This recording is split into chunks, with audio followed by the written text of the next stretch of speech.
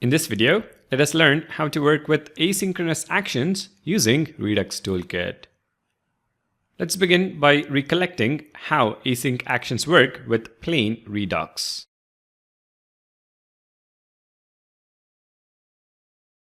Let's start with the initial state.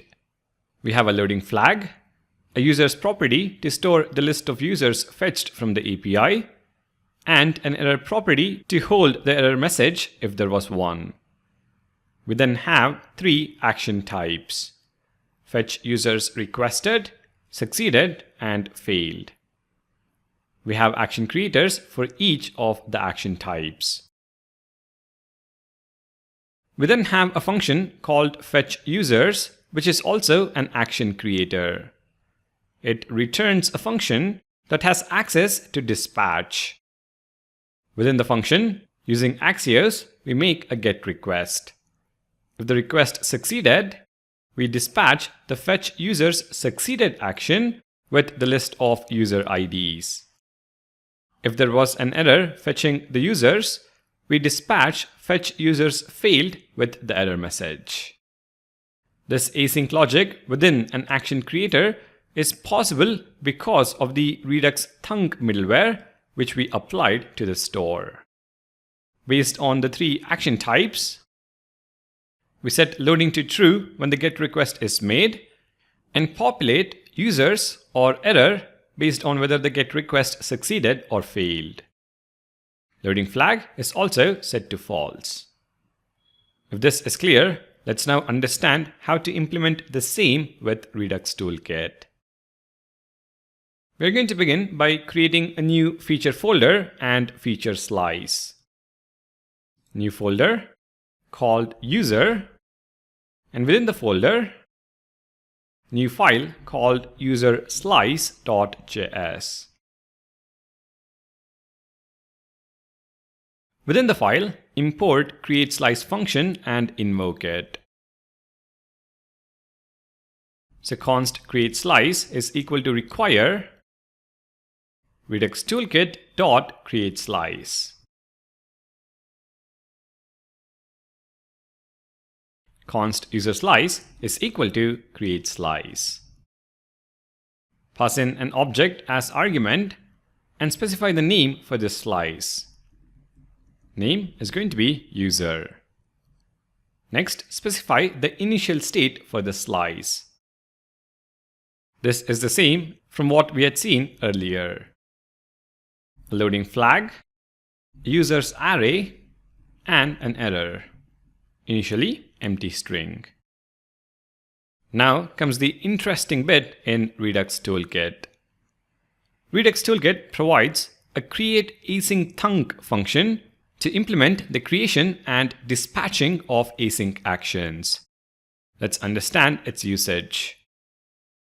At the top, import it from Redux Toolkit. So const create async thunk is equal to require Redux Toolkit dot create async thunk. To make the actual API request though, we still need Axios. So in the terminal, run npm install Axios. Once the command completes, import Axios at the top. Next, we invoke the createAsync thunk function, but we invoke it outside the slice. So const fetch users, and this is going to be equal to createAsync thunk. The function accepts two parameters. The first argument is the action name. Since we are in userSlice.js, let's specify user/fetch users as the action type. The second argument is a callback function that creates the payload. So arrow function, and then within the function body, we return axios.get. The URL is the same user's URL from before.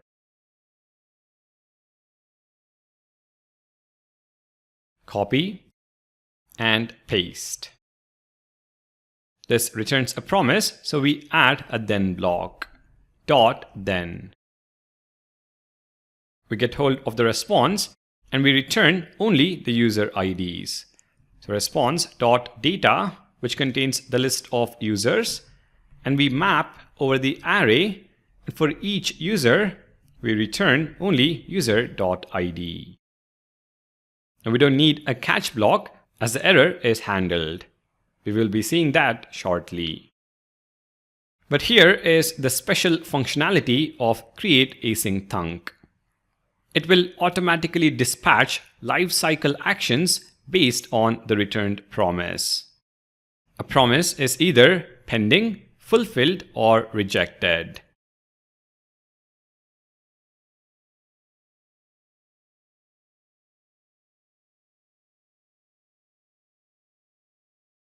So create async thunk generates pending, fulfilled, and rejected action types. We can listen to these action types with a reducer function and perform the necessary state transitions. The reducers, though, are not generated by the slice and have to be added as extra reducers. So in our create slice object, add the initial state and extra reducers. This is going to be equal to a function which receives builder as an argument. Please do watch the previous video if you've forgotten the syntax. Using builder, we add cases for each of the promise lifecycle methods. So builder.addCase, and the first action type is fetch users dot pending. If this is the case, our reducer function will receive state and update loading to true. Similarly, builder.addCase, fetch users dot fulfilled, and if that is the case, we receive state and action for our reducer.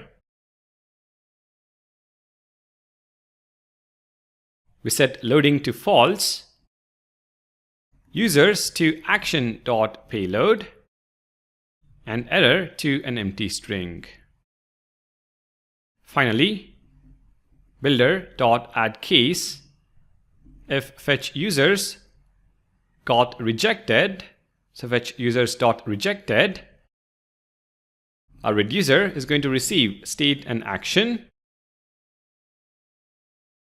We set loading to false, users to an empty array, and error to action.error.message.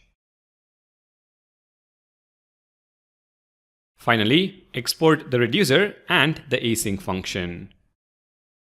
So module.exports is equal to user slice.reducer, and then module.exports.fetch users is equal to fetch users. That completes our user slice file. Let's head over to store.js and add the user reducer. Const user reducer is equal to require from features user slice, and in the configure store reducer object, specify a key user and set it to user reducer. Finally, in index.js, import and use the fetch users thunk. Const fetch users is equal to require from /features/user/user slice dot fetch users. After the store subscription, store.dispatch fetch users. I'm going to comment out all the other dispatch lines, and the unsubscribe function, as fetch users is an async action. In fact, we're missing the return keyword. So return axios.get from fetch users. If we now run node index, we should see the state going from loading false initially to loading true to users being populated. The first updated state corresponds to fetch users.pending, and the second updated state corresponds to fetch users.fulfilled. If we now add an incorrect URL, run node index, we see the error message being populated. Request failed with status code 404. We have successfully handled async logic with Redux Toolkit. Let me go over the steps one more time to make sure you've understood this well. With Redux Toolkit, to create an async action, we make use of the create async thunk function. The function accepts an action type as its first argument and a callback as the second argument. The callback function will contain the async logic and return a promise. Create async thunk will dispatch the promise lifecycle actions that we can listen to using extra reducers. The lifecycles include pending, fulfilled, and rejected. Pending for when the request is made, fulfilled for when the request succeeds, and rejected for when the request fails. Within each reducer function, you can perform the necessary state transitions. Export the reducer as the default export and the fetch users function as a named export. In store.js, make sure to attach the reducer to the store, and in index.js, dispatch the async action. This is pretty much how you make async requests with Redux Toolkit. What you should know is that create async thunk under the hood makes use of the Redux Thunk library. Redux Thunk, once again, is applied as a middleware to the store under the hood. Everything is abstracted for you. And if you were wondering, inspect the node modules folder, and you can see the libraries Redux Toolkit installs behind the scenes. We have Immer and Redux Thunk, which we have seen in this series.